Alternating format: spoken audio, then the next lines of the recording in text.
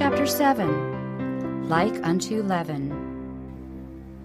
Based on Matthew 13:33 and Luke 13, verses 20 and 21. Many educated and influential men had come to hear the prophet of Galilee. Some of these looked with curious interest upon the multitude that had gathered about Christ as he taught by the sea. In this great throng all classes of society were represented. There were the poor, the illiterate, the ragged beggar, the robber with the seal of guilt upon his face, the maimed, the dissipated, the merchant, and the man of leisure. High and low, rich and poor, all crowding upon one another for a place to stand and hear the words of Christ. As these cultured men gazed upon the strange assembly, they asked themselves, "Is the kingdom of God composed of such material as this?" Again, the Savior replied by a parable. The kingdom of heaven is like unto leaven, which a woman took and hid in 3 measures of meal till the whole was leavened. Among the Jews, leaven was sometimes used as an emblem of sin. At the time of the Passover, the people were directed to remove all the leaven from their houses, as they were to put away sin from their hearts. Christ warned his disciples, "Beware ye of the leaven of the Pharisees, which is hypocrisy," Luke 12:1.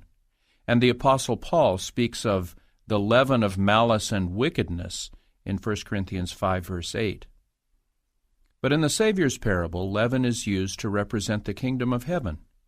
It illustrates the quickening, assimilating power of the grace of God. None are so vile, none have fallen so low as to be beyond the working of this power.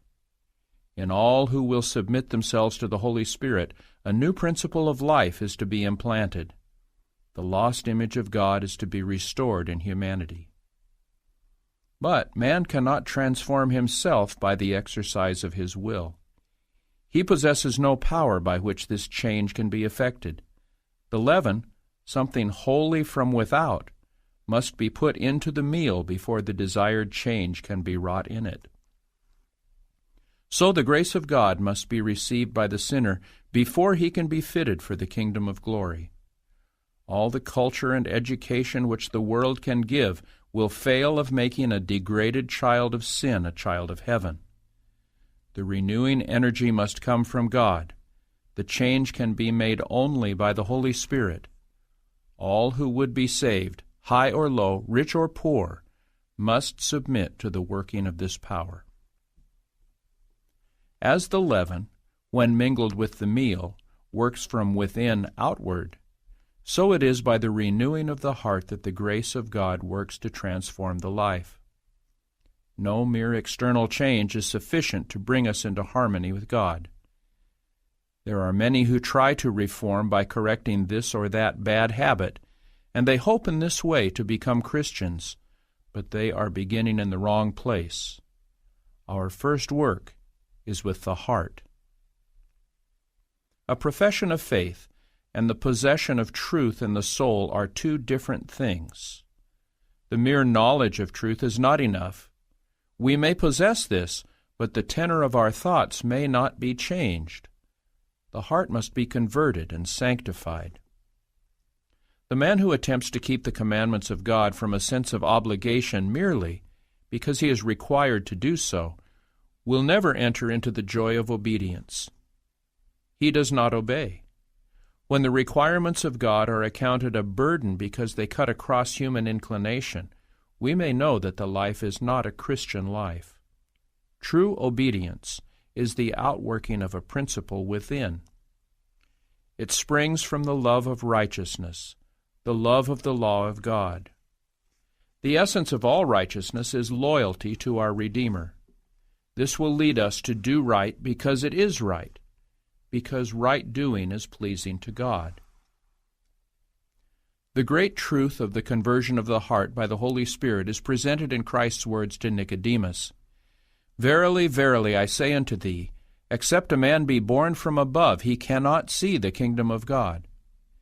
That which is born of the flesh is flesh, and that which is born of the Spirit is spirit. Marvel not that I said unto thee, Ye must be born again.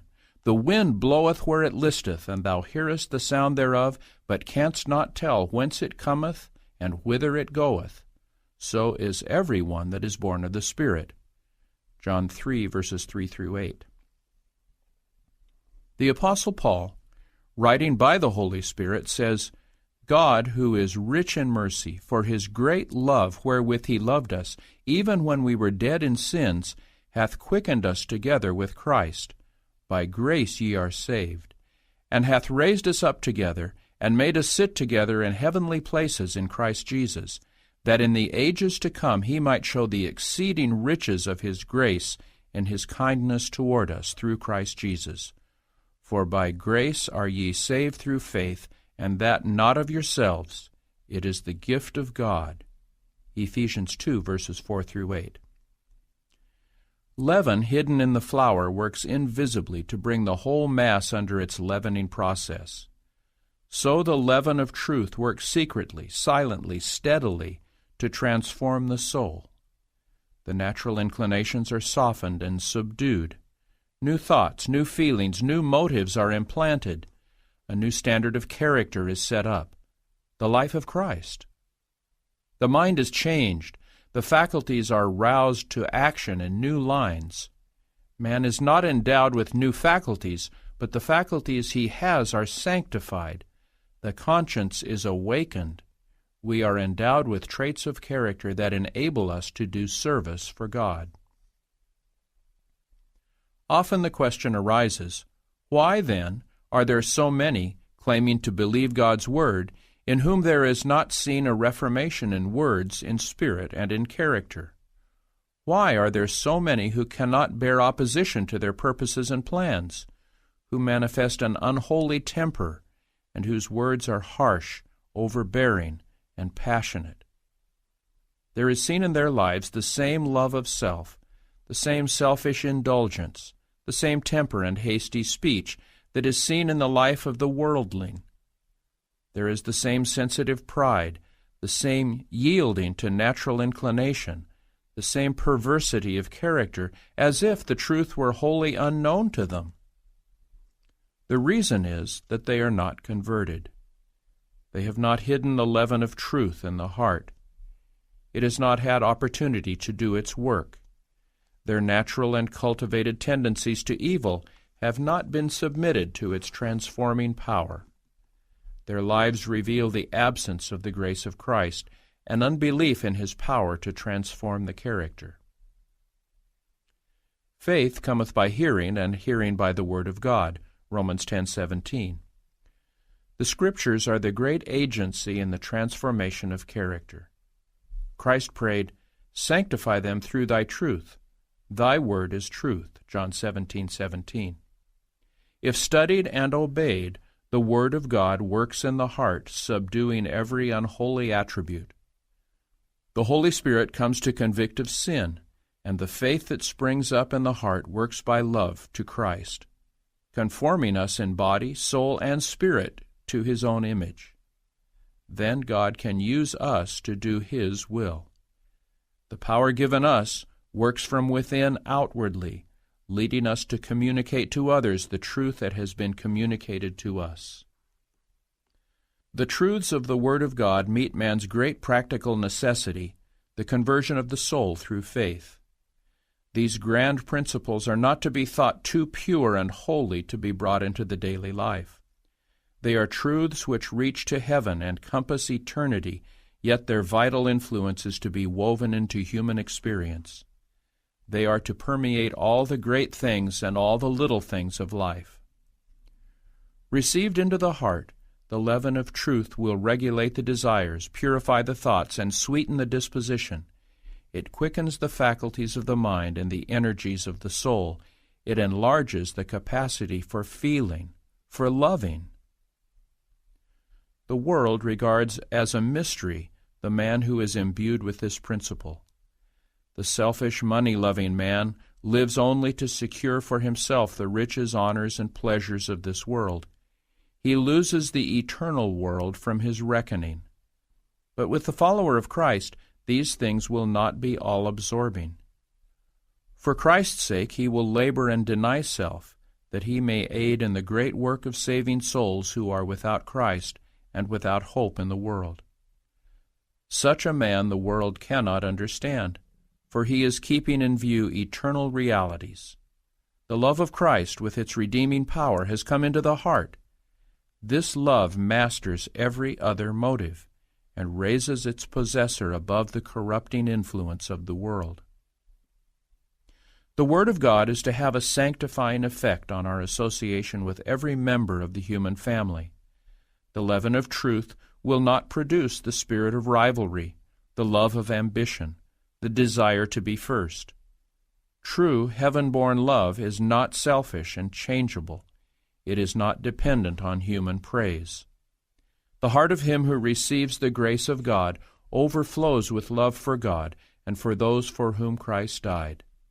Self is not struggling for recognition. He does not love others because they love and please him, because they appreciate his merits, but because they are Christ's purchased possession. If his motives, words, or actions are misunderstood or misrepresented, he takes no offense, but pursues the even tenor of his way. He is kind and thoughtful, humble in his opinion of himself, yet full of hope, always trusting in the mercy and love of God.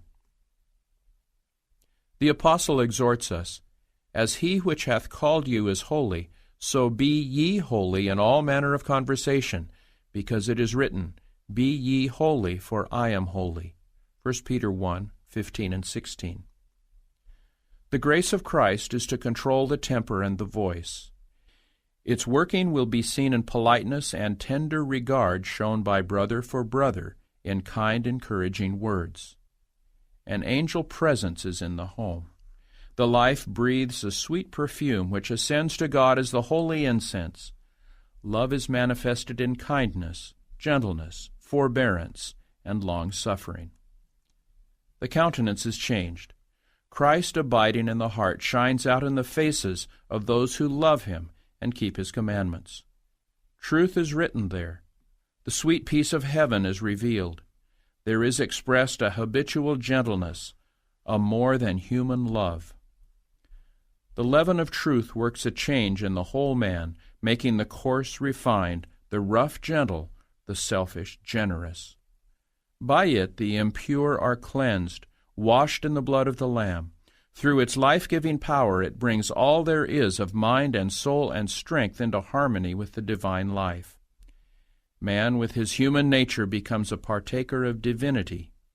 Christ is honored in excellence and perfection of character. As these changes are effected, angels break forth in rapturous song, and God and Christ rejoice over souls fashioned after the divine similitude.